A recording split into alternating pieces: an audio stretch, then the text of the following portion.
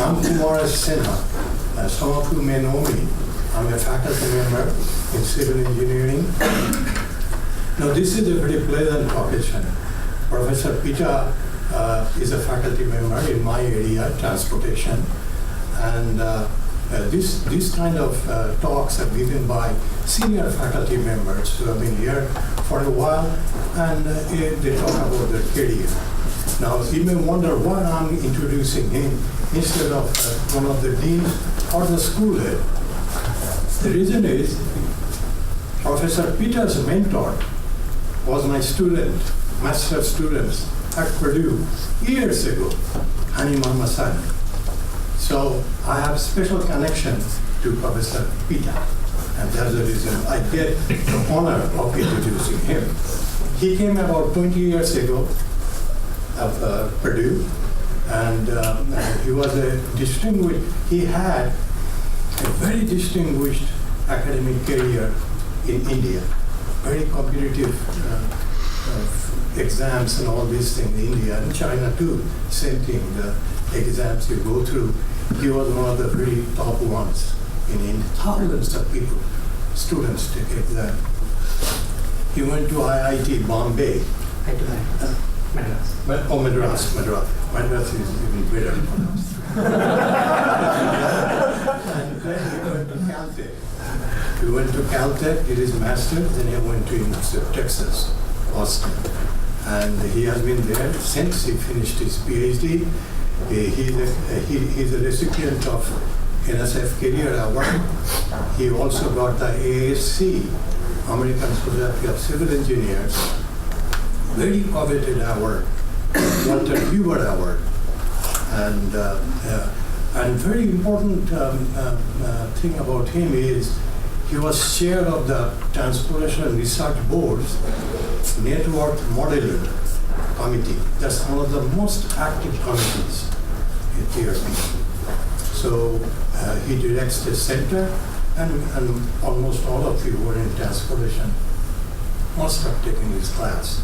So with that, I'll let Professor Peeta give your presentation. Thank you, Kumaresh. Very kind of you. So I wanted to start out by,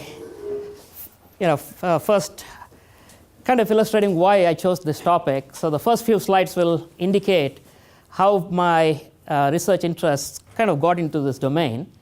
And this is a fascinating area, and I hope that by the end of my talk, I would have conveyed my excitement about working in such a broad and exciting domain. So with that, I wanted to start out by illustrating that networks are pervasive when you look at human societies. So you have engineered networks, here you have a power network, human enterprise networks such as health care networks, and there are a lot of stakeholders in there, and they tend to interact to get to the service.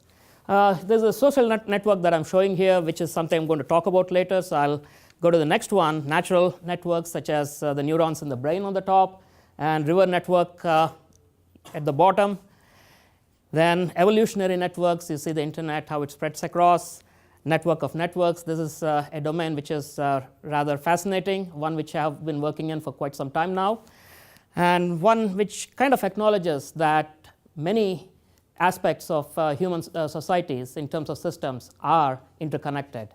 And there are many other ways by which we can characterize networks. I thought I'll just start with a few of these, but then go into illustrating networks in action, so that hopefully by the end of it, I'll be able to illustrate some of the challenges that exist.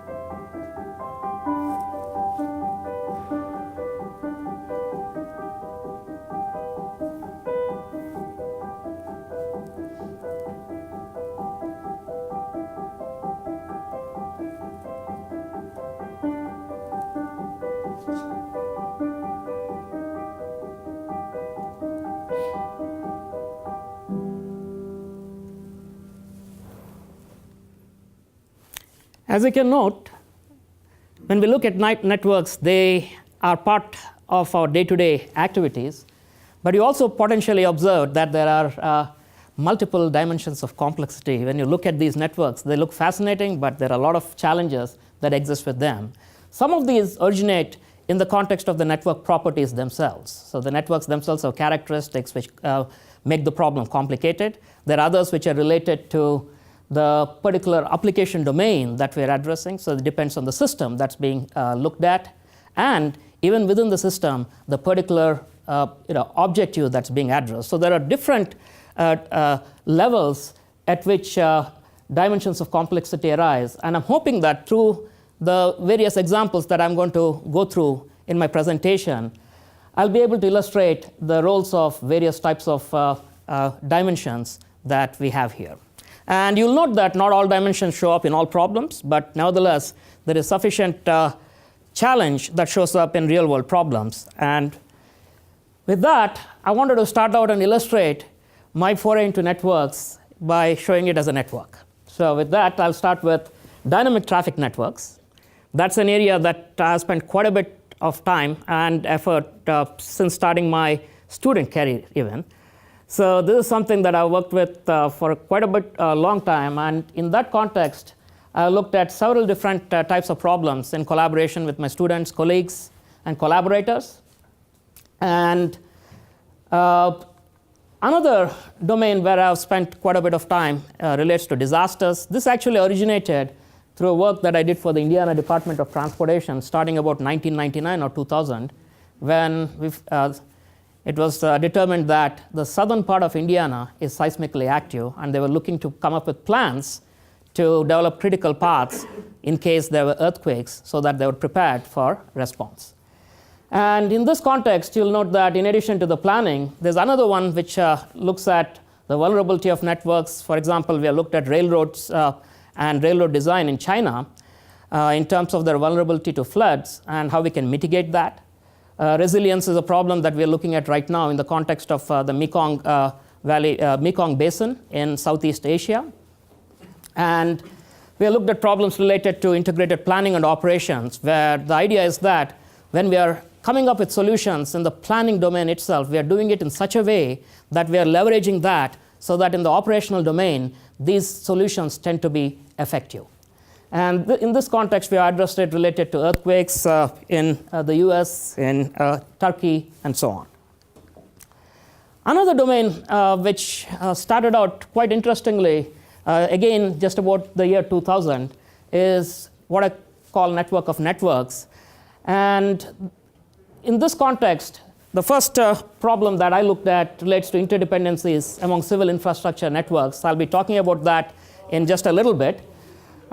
In addition to that, along with my colleagues in aeronautical engineering, we looked at transportation networks as multimodal networks, where if we add a new network, for example, here, when we say on-demand air service, we have an air taxi type of system, which is new, or high-speed rail as a system that could be added to the existing transportation system in the Midwest corridor. So this is another range of problems where we looked at network of networks.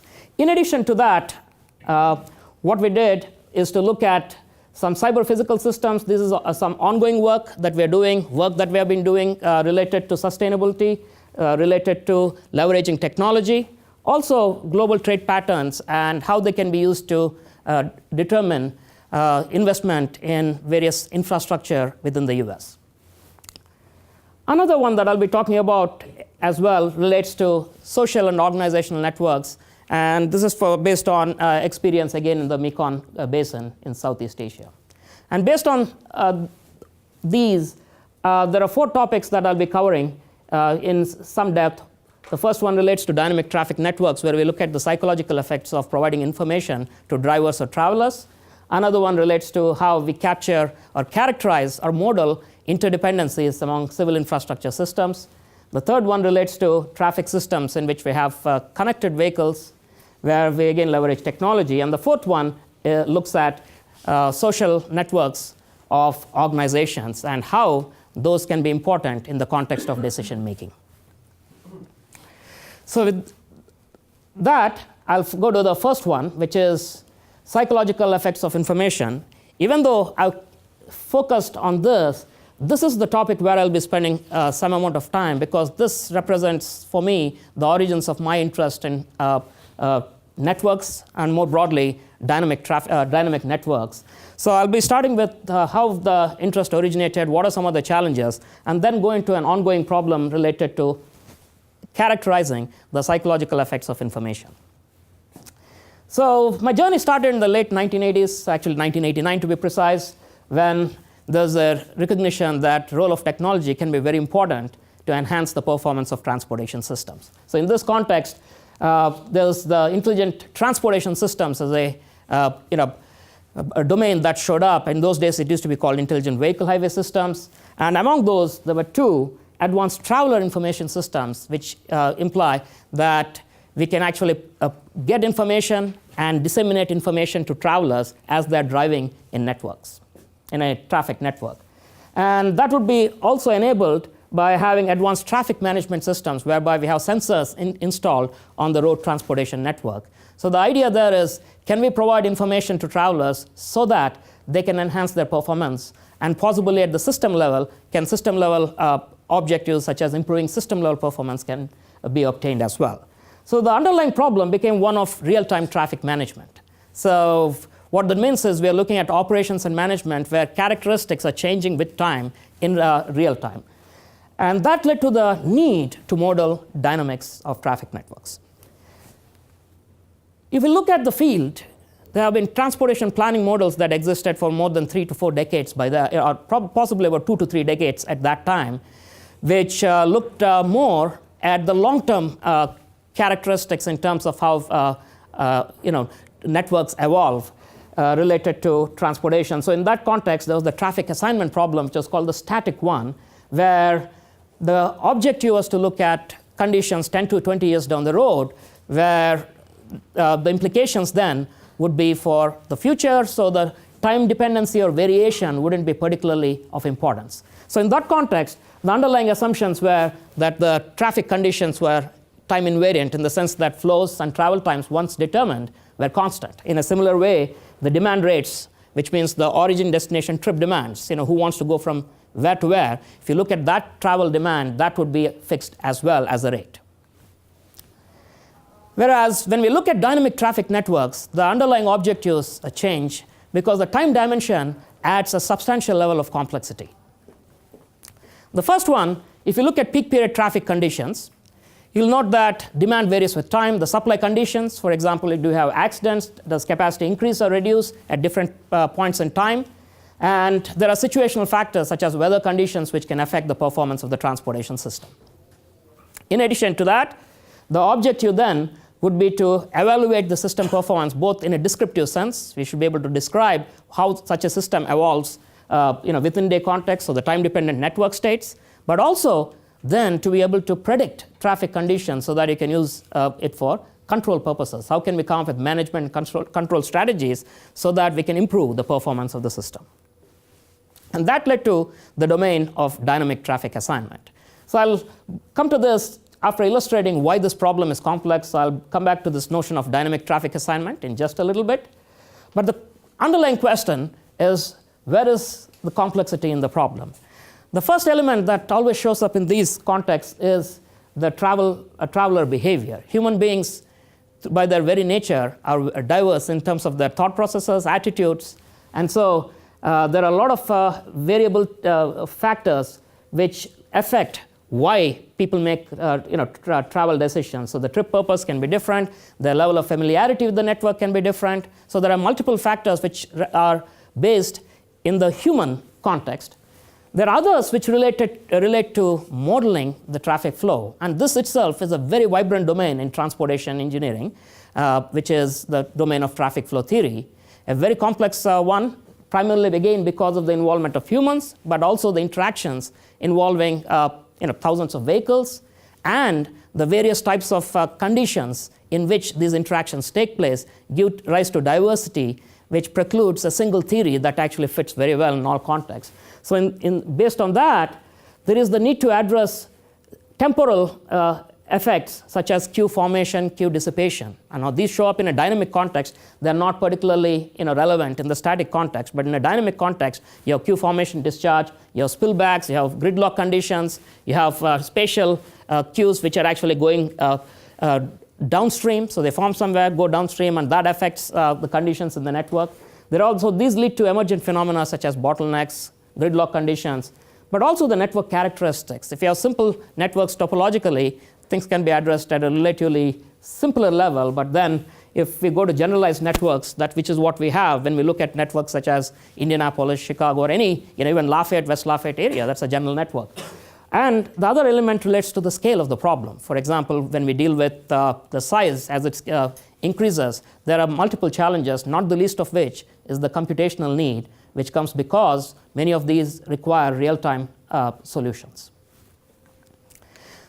Now, the other thing I wanted to mention, this takes me back to a presentation I gave to the Hydraulics and Water Resources group. GS was there at that presentation, where I said, well, we deal with models of traffic flow, which one of them is a magneto-hydrodynamic model. And so they said, hey, come and present DTA, dynamic traffic assignment, you're doing something.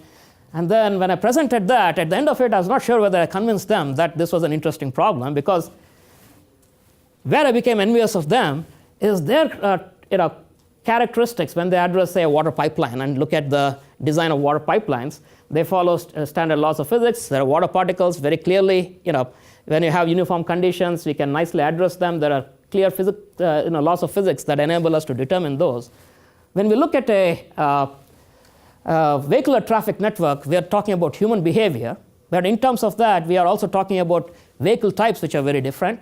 We are talking about people making decisions in terms of where they're going. So unlike water flow, where the physics of it determines how the water flows, here, there's really not the ability to easily come up with the prediction in terms of where people will go in this direction or that direction. That depends on where they're going, why they're using a specific route. So how they get out from that perspective as well is important.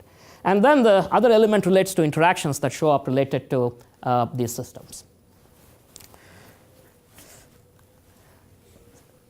At a network or systems level perspective, a fundamental problem that needs to be looked at, which is why this becomes an important issue from a network perspective, is the traveler behavior or driver behavior tends to affect the conditions at the network level. So the network conditions evolve based on how people make decisions. And based on the network conditions that evolve, people make decisions. So this is a two-way interaction at the system level, which makes the problem really challenging and, in my view, really interesting as well. And if you wanted further proof, you go to my website. I'm not going to show it because it's dated by about 9 years. But I noticed that I had a blurb out there, which kind of illustrated more, I thought more for myself, that why this is a challenging problem and what are the challenges we face.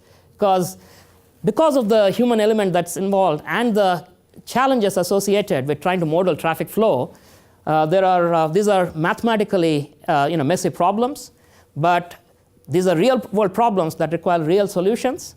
So the underlying question is, can we come up with good solutions which are approximate, but we know that we cannot get to the best possible solution in all contexts. The other point to note here is that computationally, these can be challenging, especially when you scale to large size networks. Now I'm coming back to the dynamic traffic assignment problem here. And if you look at the problem at a very simple level, there's the demand. People seek to go from different origins to different destinations in a traffic network. So in that context, we have the network topology, which is the structure of the network in terms of links and nodes. We have the link performance functions, which tell us, given the flow on a link, what are the travel times. So in some sense, we are characterizing the performance of the links. And the supply conditions, which can be time dependent. For example, you can have accidents, you can have work zones and things like that, which can affect the capacities of networks. And the objective here is to determine the routes and the travel times associated with those routes. Now, the way this has been addressed, as I mentioned earlier, has started out from an extension of the static traffic assignment problem. And one of the ways that has been addressed is by looking at it as a static user equilibrium problem. And what does that mean? It implies that people travel on routes such that no user can gain travel time savings by switching routes. Putting it differently, what we are saying is each individual driver seeks to minimize his or her travel time when going from their origin to destination. And that's behaviorally rational, so it's a reasonable assumption for behavior. It's good in the context of long-term evolution of the system where the underlying familiarity with the network is implied because you're looking at conditions for a much longer period of time.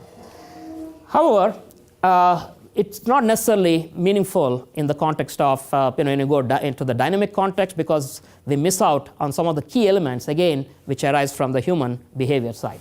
The other one which has been looked at in this context is what's known as the system optimal solution. What is the best performance this network can have?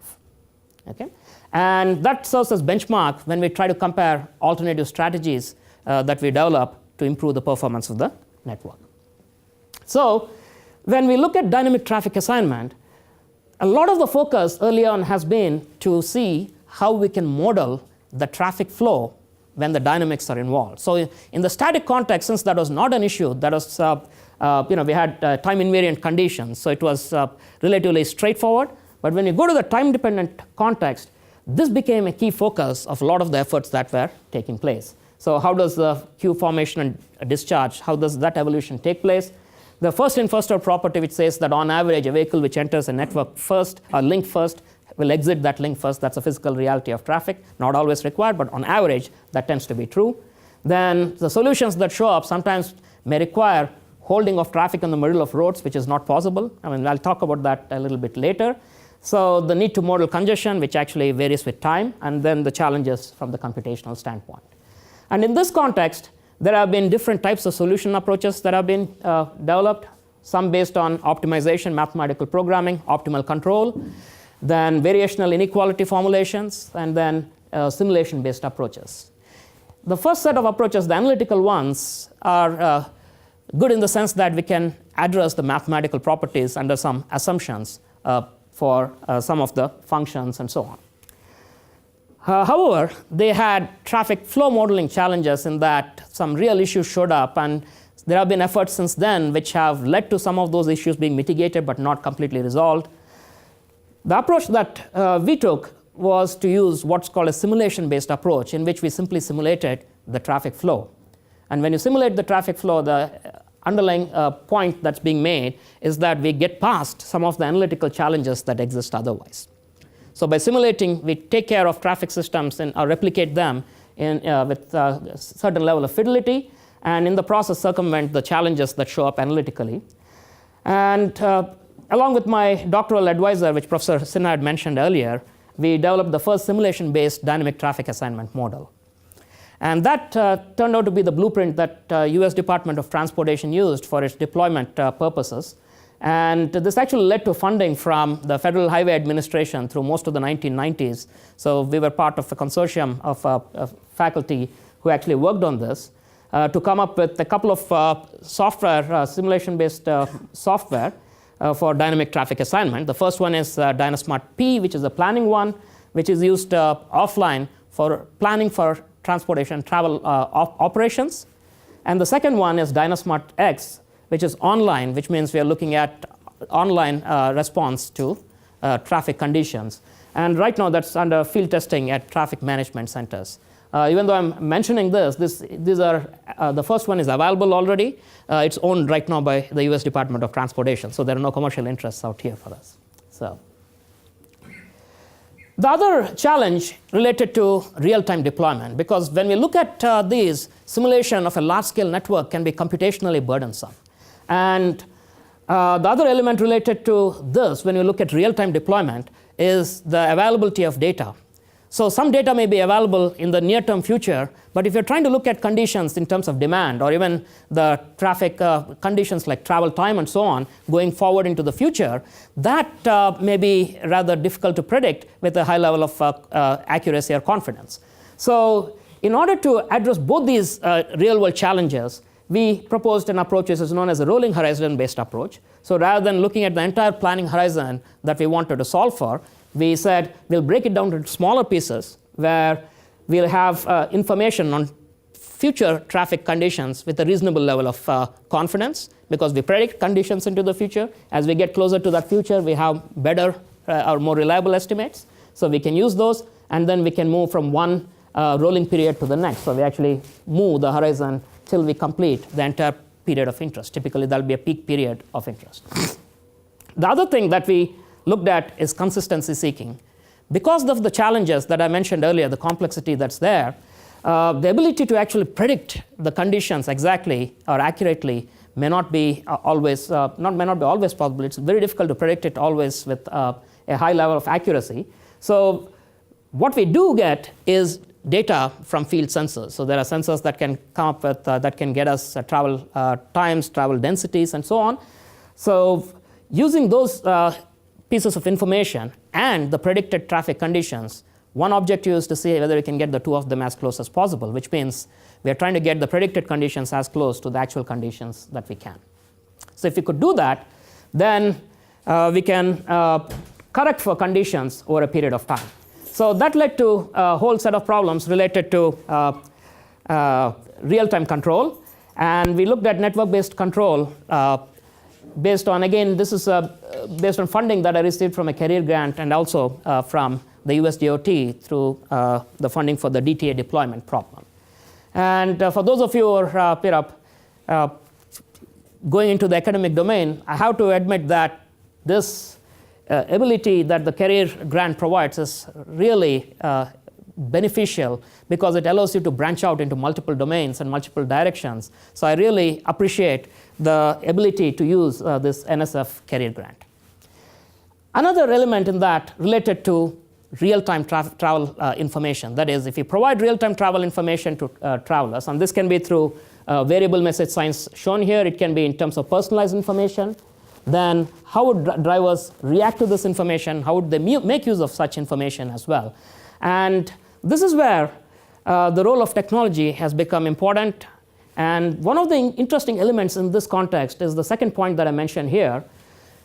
When we started looking at ATS, ATMS, that is providing information, the underlying system that was being considered is in each vehicle there's going to be an onboard computational device which is going to be characterizing or computing that information, and that would cost a substantial amount of money. Now Motorola got into this problem trying to study it and figured out it was not viable from a widespread perspective, so they got out of it. But what was interesting was, along the time, information and communication technologies again advanced substantially. Wireless technologies, cellular technologies, and what they allowed us to do is to bring information through personalized devices. And the other thing that it reduced in terms of the economics is the need for several roadside transponders which were proposed at the beginning, because that was going to be economically rather infeasible. So one of the interesting side points here is, as time progresses, technology tends to be more of an enabler, and that's what we are seeing here as well. And we have real-time information, we come up with information-based control. So the underlying objective is, if somebody was driving here and got information in real time about an accident that took place here, they could divert and avoid the congestion that is out there. So that's the underlying implication of how information could help drivers. The consequences related to this were the following. The first one, in terms of user behavior, relates to the fact that user behavior was rather subsumed. What that implies is there are some assumptions made. That is, all drivers are identical, they follow the user equilibrium or some variant of that in terms of the behavior, and that leads to the prediction of the travel conditions. And so in the process, what happened is the solutions that were determined had reduced accuracy. They could be used for some types of topologies, but not in general contexts. And so that led to prediction inaccuracies that needed to be addressed. So we proposed a hybrid modeling framework where we tried to leverage some of these, even though there were modeling frameworks that showed up from the behavioral domain, where they focused primarily on saying what are the factors that affect the choice of the routes. So if you provide information to travelers, what are the factors that affect the information, but they did not tie them to the actual network driving context. So those from the behavior side focus purely on it as a choice problem. What we looked at when we had the information was that there are learning effects that show up. So these are emergent phenomena. For example, inertia. Somebody is familiar with the route, they stick to that route. They tend to not move away from that unless there is a substantial cause to move away. Compliance. If you provide information to travelers, would they comply? To what level? How would they use that information? How familiar are they with the network conditions so that you determine whether they use the information to what extent and so on. Then characteristics such as delusion, freezing, where they have false information about the performance of a route, and then they decide to completely freeze that route from their consideration. So based on this, we came up with behavioral, sorry, I went in the wrong direction. Yeah, we came up with behavior consistent information strategies that lead to more control. This leads to the psychological effects of information, the problem that I just highlighted at the beginning, where if you look at the current mechanism that's used, we have information, there's decision making, people take the routes, that leads to the evolution of the network.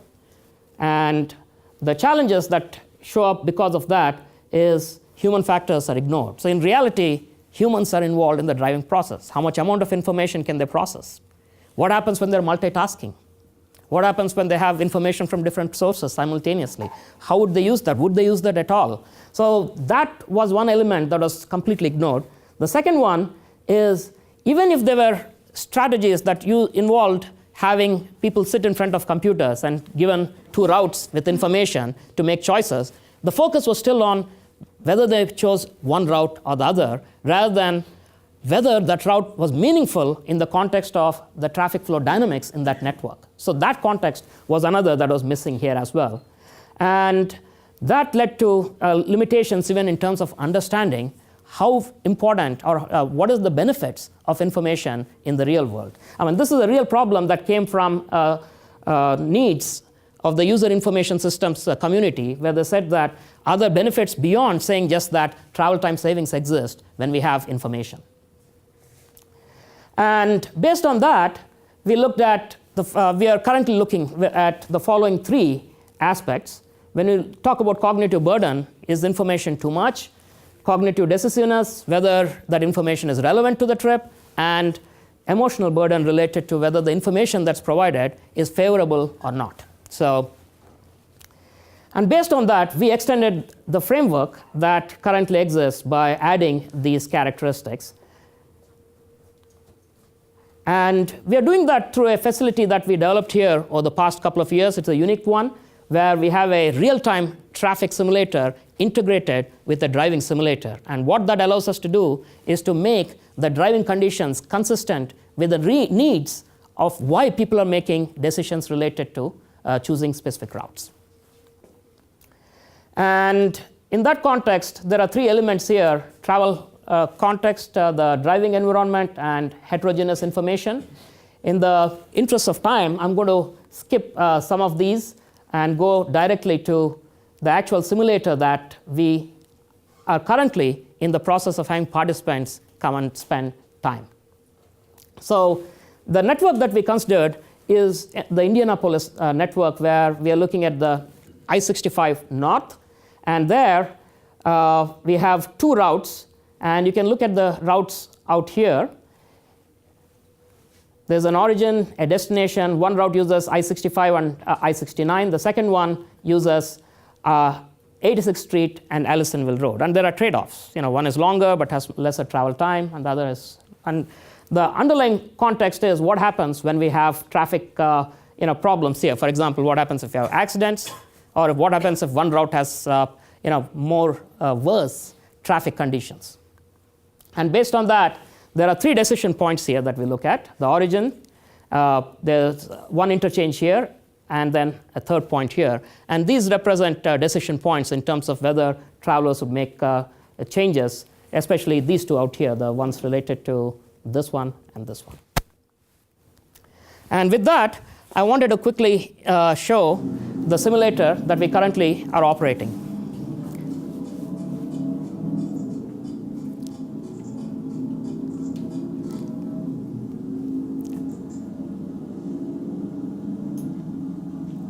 So what you see here is a driver who's driving on I-465, and then he's receiving information related to destination via I-465, and at 69 to 7 minutes via Allisonville Road, 8 minutes.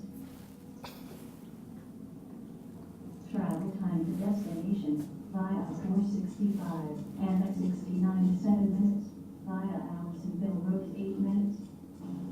So he's receiving information both from a device here and then a variable message sign out there. And the question is, how do they process that information? After that point, the driver just gets out.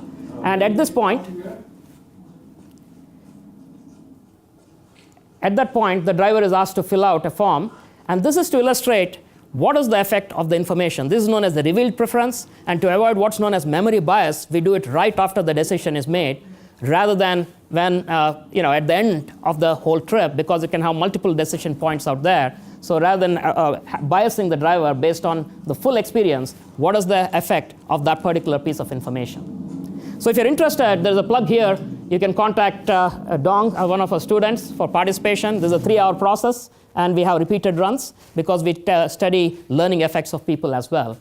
And based on that, we're able to come up now with the design of travel information for human factors aspects, developing effective strategies that can be disseminated, trying to see the information market, the willingness to pay for information. Policymakers, why do we need to invest in such systems? So it's beyond just providing travel time information, and then system operators can come up with more accurate models that help them address this problem of reliability, which is a particularly important problem right now. Even though these models exist, the reliability of the models that are out there, unfortunately, are not to the level where the US DOT, for example, I've been talking with Federal Highway Administration in this context, is not particularly, they're not comfortable, and they're looking for better ways to increase this accuracy. The next one relates to interdependencies in infrastructure systems. And in this problem, if you look at what I call network of networks, it's simply saying that we are looking at different systems as networks. The alternative way by which it has been called is system of systems. This is a domain in which I have had a lot of participation. At Purdue, we had a cluster in engineering where there's a whole group that has now been developed, and this has now gone university-wide by looking at coupled systems in terms of the interactions across the systems. So the problem that we looked at started in 2001 through an NSF grant to my colleague Terry Fries and myself. It was a collaborative research grant, and we looked at generalized transportation networks. And the networks that we considered are transportation, energy, telecommunication, power, and water networks. And the idea was the following. There were many extreme events in which, due to the interactions that show up, there are failures in multiple systems. And these failures actually tend to stand out substantially more when we have such catastrophic events or extreme events. But the interesting point is, you can have such problems even under normal conditions. What are some of the problems where you have that? You have business as usual scenarios when you look at megacities and rapid urbanization, a phenomenon which is worldwide. What happens when you have an existing system, whether it's transportation, telecommunication, water network, and you need to enhance it to meet the needs of the additional demand? Or the problem of aging infrastructure, which is well known in the US, when if you remember the failure of the bridges, especially the Minnesota one and so on, there are needs to be addressed. And the question is, when you're addressing such needs, how do you factor in what we know better now? And the key or interesting aspect here is the emergent phenomena in terms of failures which can cascade, which can be catastrophic, show up when we consider these systems together. That is the notion that they're coupled rather than when we look at them in isolation, which is how most engineering design is done. So this is one of the key problems that needs to be looked at. And then if you look at a particular example here, we have the Northeast US blackout in 2003. You can see that the power system failure led to direct effects on some of the other systems that are shown here. Through pump failure, the transportation system, signals failed, telecommunication system, lack of power. And then there are secondary effects when gasoline was unavailable that affected the fuel needs for transportation. Similarly, telecommunication, because the relationship between transportation and telecommuting, as well as information systems to provide travel information to drivers.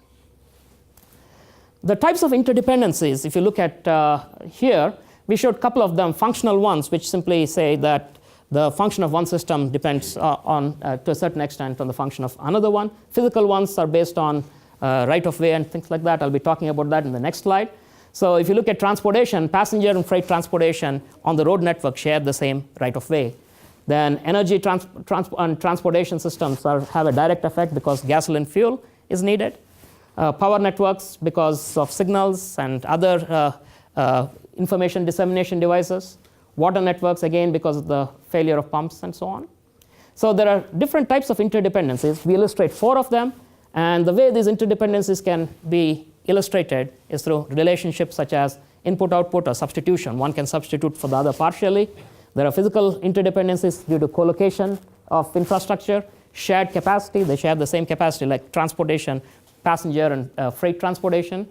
Then market and economic interdependencies because the same user base uses the various systems in a region. And then budget interdependencies if you have public funding or capital investment that needs to be shared across different systems. And based on this, the challenges that we needed to address is to come up with a system which addressed both the normal or business as usual situations and the disequilibrium situations. And that also could capture the economic, the operational, and physical characteristics as well. The other element related to this was the dynamics, and a key challenge that we noticed is the data. Because even for individual systems, the ability to obtain data can be challenging. When we look at interactions between different systems, the challenges can be substantially more. So we need to come up with methods that can use data that can be collected. So the ability to then analyze the systems in terms of their mathematical properties, the ability to come up with formal solutions that are repeatable, that can be used to make decisions and policies. And what we came up with is a framework that combined an engineering approach, which looked at multi-layer infrastructure networks, so a set of networks. That was the engineering part. The other one is to acknowledge the fact that if I try to look at water, flow characteristics and power flow characteristics or transportation, they're so disparate. We would view them as commodities and address them in an economic context. And that was the second part that was done here. And so we had a combined framework, which is known as a multi-layer infrastructure network framework. The underlying philosophy is this. So if you look at a region, you have multiple cities here that are connected. And then in each of the cities, you have different infrastructure. And the colors here, which of the arrows, simply imply that there are interdependencies between this infrastructure. And what we did was to translate this problem into infrastructure by infrastructure. So each of these represents an infrastructure layer across the multiple cities. You'll see the nodes are the same in this context because they represent the same set of cities, but the connections can be different because each infrastructure can be connected differently.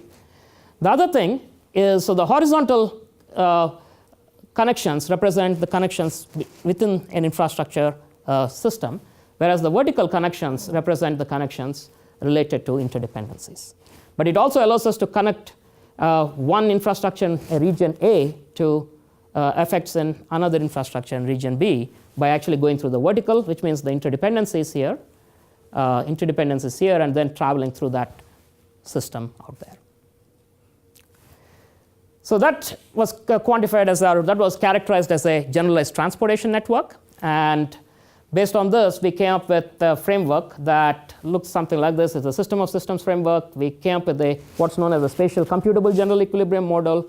We solve it by converting it to what's known as a mixed complementarity problem. Then we have solvers to solve them. We also can solve for the mathematical properties by coming up with variational inequality formulations.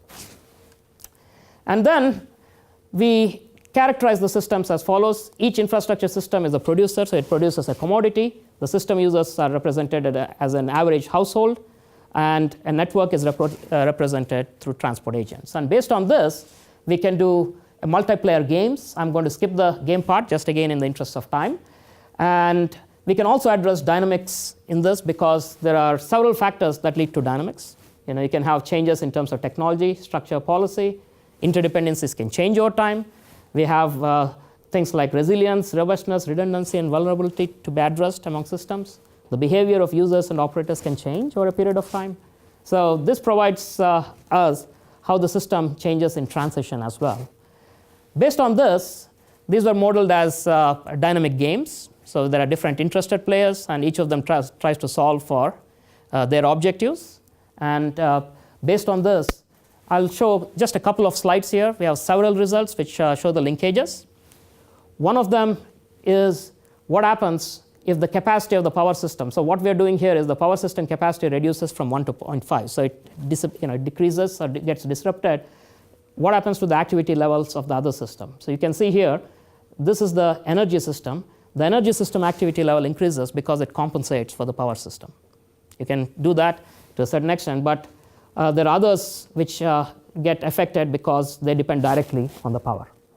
On the other hand, if the energy system capacity dissipates here, initially power to a certain extent can compensate, but sometimes production of power requires energy, so it also starts dissipating along with the others. So you can start seeing that there are cascading failures that can take place. And you can also see what happens when you have coordination in terms of recovery across systems. That is, in this case, we have power and energy, where power starts with 0.5 and energy 1. You go all the way to the other end, where we recover power to 1, but then energy becomes 0.5. So if energy and power are not substitutable very well, the performance dissipates. This is the utility, which higher the utility, the better. If we can substitute them at a higher level, the performance dissipation is not as bad. And when you go similarly to the activity level, you'll see that a similar characteristic exists, where as you dissipate in terms of the energy capacity, over time the others start dissipating as well, though initially, because the energy is at a higher level, the others are also benefiting to a certain extent. So some systems can become bottlenecks. Key systems have more impacts. That's the other point. Especially in this case, power and energy tend to be really important for many systems. So coordinated efforts can be particularly important. So what we're saying here is it may be better to recover both systems to a certain level than recover one system fully and the other system not at all. And that led to a new framework here, which is generalized. It's a methodological framework we proposed that can be repeated. It can allow us to address multiple types of problems, both business as usual and the disruption scenarios. Also, real-world problems such as cascading disruptions, disasters, recovery, budget allocation, and so on. The next two problems I'll be spending just a little bit of time. The traffic systems with connected vehicles. This is another problem that we have been looking at currently. And the idea here is we have V2V or vehicle-to-vehicle communications, similar to how aircraft talk with each other. The other system that is vehicle-to-infrastructure, that's something here where the infrastructure can be installed with sensors that allow them to talk to the vehicles. But we are focusing here on vehicle-to-vehicle communications, which go into the domain of communication networks. So it can be DSRC, dedicated to short-range communication, or cellular networks, and so on. And the potential for them to enhance safety, because you can warn of conditions by having vehicles talk to each other. So they can get information in advance, so they can actually react. And this, again, represents an interdependency among networks, because the two networks here are the traffic network and the information flow network. How is the information developing? How is it spreading across the entire system? And again, here we have grants currently from NSF and US DOT that we're addressing. But the underlying philosophy is this. So if we have a traffic flow network, so vehicles are moving. So as they go from one node to another, you have travel time here that gets determined at this point. And when the vehicles are here, they communicate with each other. This is in the communication network domain. And based on that, there is exchange of information between the two vehicles here. But there is an information network that is forming and evolving that depends on the interactions between the traffic flow network and conditions in the communications network. So what are some of the things? Interference, bandwidth limitations, range of the communication. So all of these at this level can lead to determining whether the communication occurs or not. But here we have this network which is forming dynamically, and it's evolving. Some links disappear, other links arrive as time propagates. And based on that, we can look at how different vehicles have different knowledge of the traffic network. So here I have two vehicles, A and B. They have different levels of information, even though they started simultaneously. The other point to note here is the information for some of them can be what is known as time delayed, which means they have information from 20 minutes ago rather than currently. So that is showing through this part here. And the other element of interest here is the propagation speed of information. So if you look at it, we have several vehicles, and there's an accident there. See how the information wave travels or the information propagates. And so at some points it travels faster, some point it travels slower. So just like a traffic flow, propagation has speed, waves that move in the forward direction, the backward direction. We can have information flow waves as well. And this is the, to our knowledge, this is the first time anybody has been trying to characterize these waves. And we do that by leveraging the domain of epidemiology, where the parallel is that similar to people susceptible to an infection, we have vehicles that can potentially receive information. They're equipped with vehicle-to-vehicle communications. Those that are informed are those that already have infections, if you look at the epidemic model. So these are informed. And those vehicles that are not equipped, they cannot receive the information similar to individuals that are vaccinated. So there are models in epidemiology that can be leveraged now, and there are multiple models. We have tried one model, and the underlying context is this. So the infection spreads in a similar way. The information spreads to various vehicles. And based on that, we can see the effect of this both in terms of what happens to the traffic. So here the traffic density, which means the darker. So here, when you go higher here, we're going to more congested conditions. This is information vehicle density. What that means is if we are on this end, more vehicles have information. On this end, we have less vehicles with the information being transported. So what happens here is, as vehicles move, there's an accident. So we come to a point where out here in the back, the density increases substantially. There's hardly any information moving because there is no information that has been determined. So this vehicle is now trying to transmit information. So it's not related to the accident itself. This vehicle is saying, let me transmit some information, and we're seeing what is the effect of that. So as we go here, we have interference. So the vehicle vehicle trying to transmit the information over a period of time, the speed of that information will decrease. And then that's because the vehicles are bunched together and interference is there. And once the incident is cleared, what happens is there's a transfer of information at much higher speeds. So we can see parallel between what happens in the traffic flow network and the information flow network. And through that, we are able to come up with a new generation of flow routing models where we leverage information flow and vehicular route guidance strategies by leveraging these V2V communication capabilities.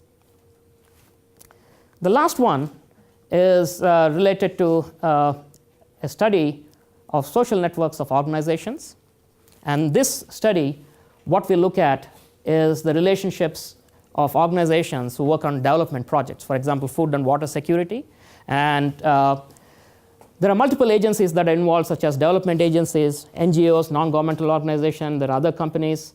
And one of the key elements that's been noted here is that the social relationships among organizations can be key to whether the projects are successful or not. And there are studies out there from World Bank and others which say that there are 50% failure rates of projects that have been already funded over a period of time, say in 5 years. Some of them range from 10 to 75%. So the whole range of failures that can occur. And what we are interested in seeing here is that specific process. And we sought to do that by integrating social network analysis with an analytic network process. So analytic network process, or ANP, can be used to come up with decision making when you have multiple criteria and you're trying to determine a selection of a set of projects based on several criteria. So when you have multiple criteria, the reason why it becomes ANP rather than AHP, which is the originator, the analytic hierarchy process, is because these criteria themselves can interact, which is why it becomes a network process. And the problem we looked at was research for development in the Mekong River Basin. This is based on funds that were provided to Caitlin Grady, one of our students in the environmental program, who got funds from NSF, USAID, and Purdue University. And the idea that we are looking at was the following. Can we enhance organizational reach so that the organization has better impact? Very importantly, can we leverage social relationships so that the project selection process can enhance the success rate of the project? So this is the network that was created of the organizations that responded. This is, as I said, the Mekong River Basin, which is in Southeast Asia. This is from Vietnam in this case. We have 109 organizations. There are 901 links that connect them. And traditional network science type models are not particularly applicable here. First, because they look at networks even larger scale. But as importantly, they require all the nodes of the network to be determined. Whereas here, not everyone chooses to respond. When you conduct a survey, not everyone involved would respond. And so you won't get all the nodes and links clearly identified as well.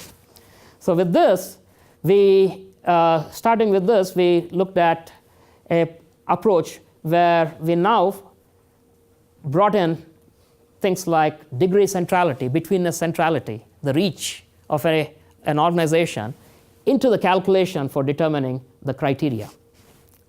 And then use standard criteria for project selection, which I'll show in the next page here. So you'll see the first 5 here are criteria that are used in standard project selection studies. And the one which we looked at, which is how do we bring in the social network structure, are the next 4. So there are a set of criteria that we're able to compute. And then from a node standpoint, we're also able to determine the organizational characteristics that can be used. So these tend to be nodes. So the characteristics of the nodes, so the last 2, these tend to be the characteristics associated with the link connectivity across the nodes. And based on that, we were able to come up with an approach that allows us to integrate social network analysis with ANP. And the key point that we determined, so this represents the first work that includes social interdependencies among organizations in determining the candidate, in determining the project selection. So in the past, project selection studies have focused on resource, benefit, and technical interdependencies. So we were able to bring this in, and there have been several studies in the past that have shown that there are different elements of organizational relationships that are important in enabling success, like planning, stakeholder participation, trust and communication among them, and the relationship between that organization and the broader community that is involved. So some concluding comments: networks are found in various locations, various contexts in our day-to-day lives. They have key impacts on the performance of several systems in society. The diversity that is associated with different networks tends to be particularly challenging and needs to be characterized. For transportation networks, the complexity arises at least in part because of the need to capture or characterize the effects of human behavior, but also sources of randomness, which are multiple as well. Very importantly, network evolution, the need to consider in an integrated manner, and the need to capture emergent phenomena will underpin some of the future challenges. And in this context, integrated frameworks, interdependencies, and organizational relationships and collaboration can be important. Just to illustrate this, even if you look at in the transportation domain, we have this notion of autonomous vehicles and connected vehicles coming online. In order for these to successfully show their potential and also actually come to fruition, there's a need for multiple organizations to interact with each other at different levels so that the system can be brought in the best possible manner. So organizational relationships and collaborations can be significantly important beyond just looking at individual organizations or organizations in a specific community. Looking to the future, I want to start actually with this picture here. This is from a conference that I attended in the year 2000 at the University of Braunschweig in Germany. So if you look here, at that point when they were looking at an automated vehicle, the front of it had a robot which was controlling the steering wheel. The back part of the car and the trunk was all a massive computer. So I was wondering where was the space for the passenger. 14 years down the road, we have an fully autonomous vehicle. So I'm very optimistic about technology. The challenges lie in the regulation and how organizations come together to enable things. But in terms of what I see as some of the future directions that I'll be looking at, as I mentioned, connected and autonomous vehicles provide a whole range of interesting problems to address. The notion of urbanization and disasters. Urbanization can go into congestion. It can go more broadly in terms of interdependencies, which is where integrated frameworks become important. And again, sustainability at a very broad level. That can be environmental sustainability, energy sustainability, financial sustainability, all of which can represent some very interesting problems. I wanted to acknowledge all my teachers, past and present. They include a whole range of teachers, my students, my colleagues, and collaborators for a long duration of time.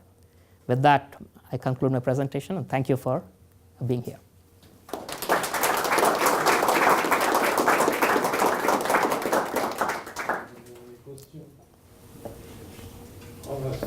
Yeah. You know, I hear about this dynamic traffic assignment, and it came sort of as if it is going to replace static traffic assignment. But I can understand dynamic traffic assignment for operational planning. But static traffic assignment we do for long range. Right. You know, long range land use transportation. That Right. started in 1960s. Right. So I don't see how DTA can replace STA. You know, in a long range context. So that point is there, and the static traffic assignment, you're right. I mean, if you look at long range planning, definitely so.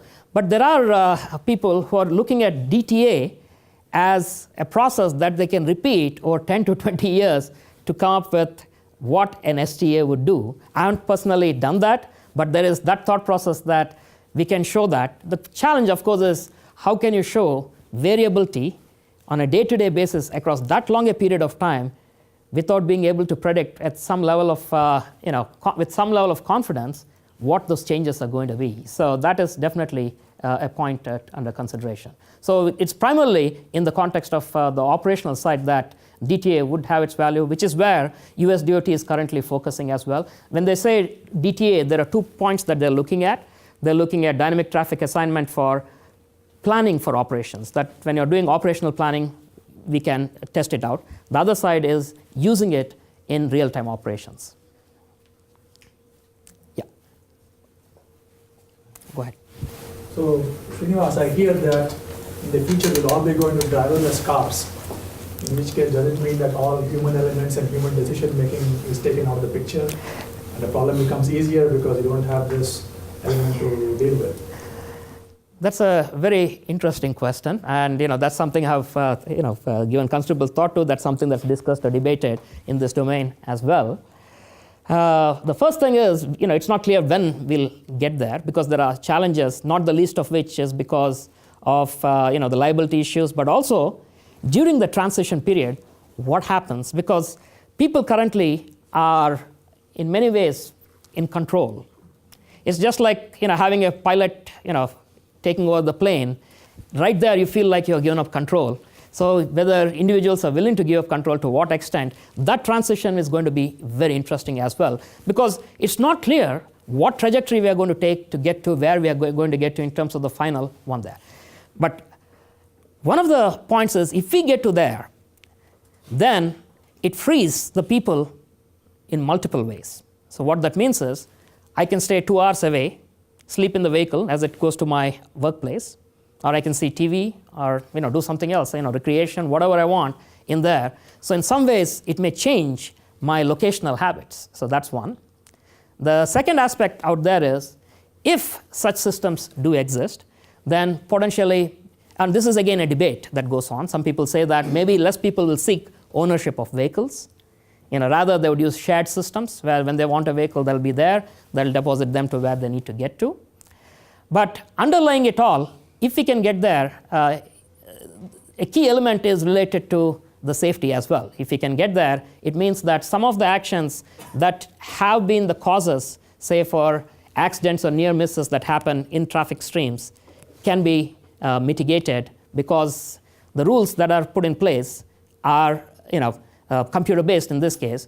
Having said that, there is an argument that at least initially, given that these systems are not robust yet, the headways that they'll be required to have are going to be more than what people would normally do till the system reaches some level of maturity. So an interesting question then is, if such a plan evolves, is it going to lead to worse conditions, in the sense that the whole idea of autonomous vehicles here is that they can travel with very low headways at very high speed. So which means without increasing your physical capacity of your roads, you're increasing the actual functional capacity of the roads by 4 or 5-fold. That has been shown. So there are models that have already shown that. The question is whether that can be enabled given where the situation is currently. It's a related question, I guess. Are you and your colleagues arguing that increasing interdependence and increasing automation a good thing, always? Or are there dangers that we haven't talked about? We are not, so let me put it this way. We are not advocating for automation. We are just, For interdependency. the interdependencies among the Telecommunication, power, water, roads, social networks, whatever. Okay. So I buy the premise that we have a lot of networks. I buy the premise that they're all interconnected, interdependent, and they will be more so in future. And you throw in automation, then that just amplifies the problem, right? Or It does. the opportunity. Yeah, because in some ways, a very interesting question there is when you bring in automation, it only operates within the boundaries for which it has been modeled. So in some ways, we are throwing out the human intelligence. So that's a point that I've noticed even otherwise when we look at currently, even if you look at the autonomous vehicles, one of the things that it looks at is the 360-degree awareness, and that's the idea between autonomous vehicles. It's not about connectivity, it's about complete awareness around. But that awareness may not have the level of intelligence that a human can provide. On the other hand, it also, the trade-off, of course, is that it may not have the same level of risk associated with a near miss or not, the accident that is possible when you have humans operating the system. So you can have both ways. What I mean by that is, you have this right now, the braking system where if you have slippery roads, you actually have this vehicles doing the braking. We are now extending that to a level where we are saying that we are automating the whole process. So if you look at how at least this is proposed to move forward, the underlying understanding, if you look at the US DOT, is that we are going to get most likely to a level 3 automation, where there are points in time where we can have full automation, but there are points in time where the individual may need to jump in, especially in situations which are out of the ordinary. Getting to a level 4 automation, which is where you have complete, there's no driver, there's no steering wheel, all of that, is going to be more of a long-term proposition. So there are going to be trade-offs in both contexts. At the very simplest level, the trade-off is what's going to happen if there is failure. If there is failure and there are multiple vehicles that are interacting simultaneously, so it's not just an issue about liability, because that's another issue that will show up coming from, there's a shift from the users to the to the vehicle makers and so on. But beyond that, there are other phenomena that can emerge which are now linked to the effects of automation. So that's a possibility. Thank you. Go ahead. No? It's good. That I feel that in near term, next 10 or so many years, the automation will be more that robots or the automatic control will take over when it detects the driver making some dangerous error. So other way around, like you said, Yes. the robots would let the human take over. I say other way around. Initially, we'll be working. As a matter of fact, that's what we have right now. Right now, yeah. So you're saying the transition, yeah. So that will be taking us, more and more of that will take us to next 10 years or so while we are, figuring out other things. Right. So for a while, Yeah. before we reach to the steady state, Not my lifetime, but many of the young people. Even though if you look to what Google says, for example, they're saying 2017, 2018, there's going to be a vehicle. That requires government regulation. Having said that, there are some states that have already have passed legislation that allows such cars to operate, and there are other countries as well. They are V2V. Yeah. The connected vehicles they have, and V2I some. Like Florida, Michigan, and a few other. And for example, there is, I think in Sweden, maybe there is a city which has looked at autonomous vehicles as well as being allowable. So, but this is, it's still at the infancy. So we are nowhere near getting to even the level 3 automation. The idea is that if you get to level 3 automation, there are times when the human has to intervene, but otherwise the vehicle operates by itself. I think I was just making the point that when engineering looks, I'm an engineer, right? But when engineering looks too good, you have to ask questions you haven't thought about. That's it. Because people are involved. Yes. And, I have attended conferences, and there's still, it's not that this is a given. What I mean by that is people are not accepting. There are multiple perspectives, not the least of which comes from, some of them are coming from the the law domain. There are others coming from human factors domain, psychology domain. So there are all those debates that are ongoing. It's just that this is the set of goals that have been identified. But there's a legitimate question about whether automation will bring other emergent phenomena, and I think it would. It's all the students to the very question. Well, I'll ask them on behalf of them. You didn't mention anything about you said the social data and all this. So the big data, and I feel there is an opportunity perhaps using big data, the social medium, that who is going and make appointment for go to meet. So collecting that OD information to replace perhaps our long-range transportation planning, where we spend lots of money for home interview survey. Have you given some thought of that kind of thing? So there is the activity-based model. There's a whole domain that's ongoing. It's just that I haven't been working in that domain. But you're right. Coming to the data point, I didn't. I actually thought about it, but in the interest of time, I deliberately stood away from that. But if you look at social networking, right there, part of the reason that we are able to do much more today is because of the ability to collect a lot more data and store a lot more data that we can process. So that's one of the things I had written out there, but I just didn't have the time. But the challenges associated with data in the past tend to be opportunities today, given how technology has advanced and allows us to collect data at levels that allow us to go at a higher level of fidelity in terms of understanding these interactions. So definitely that is an important aspect. Anything else? Yeah, David? Yeah, quick question about your past.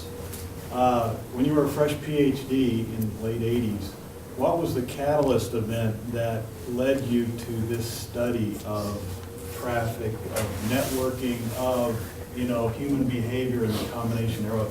Was it an opportunity that led to the interest, or was it an interest that led to you to go to a specific opportunity or a combination? So, that's an interesting question.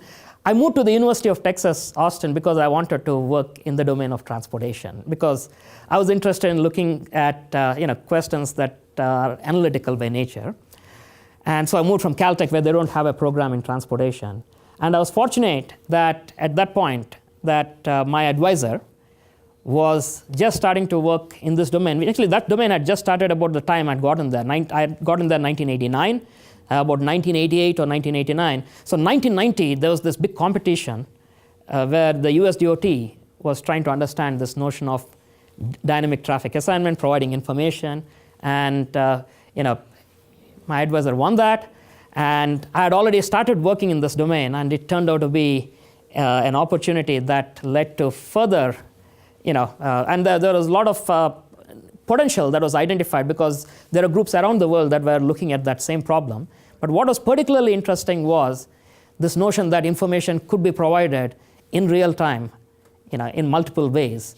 And seeing whether that could lead to better performance for the network. So that was, I guess, the interest. But the catalyst was a domain that was just starting out, along with what I had mentioned earlier, related to what was called then intelligent vehicle highway systems. That's just starting out technologically. Also, Bob Herman had a lot of conceptual, philosophical views. You may not know heard of Robert Herman. He should have got a Nobel Prize. He's from physics. His two other collaborators, and he was a Big Bang Theory person. He was the graduate student at Princeton who worked on Big Bang Theory. His advisor got the Nobel Prize and another person hated it. So he got so embittered. So he quit the field of physics. He went to work for General Motors and traffic science. He's the father of traffic flow theory, and I was fortunate to have him in my committee. He was at the University of Texas at Austin. So I learned a lot from him. As Professor Sinha was mentioning, he's a Renaissance person. So, We had some interaction at Purdue with him years ago. But Bob Herman had a lot of very interesting man. He thought lot of foresight. He used to think about lots of interesting things. And so Hani had the advantage of he did. Right, Yes. He had a mentor in Bob Herman, absolutely. Yeah. So But Hani did. leverage that. Yes. You and some of all his students are doing great. Well, anybody else has any other question? If not, hey. Thank you. Thank you for attending.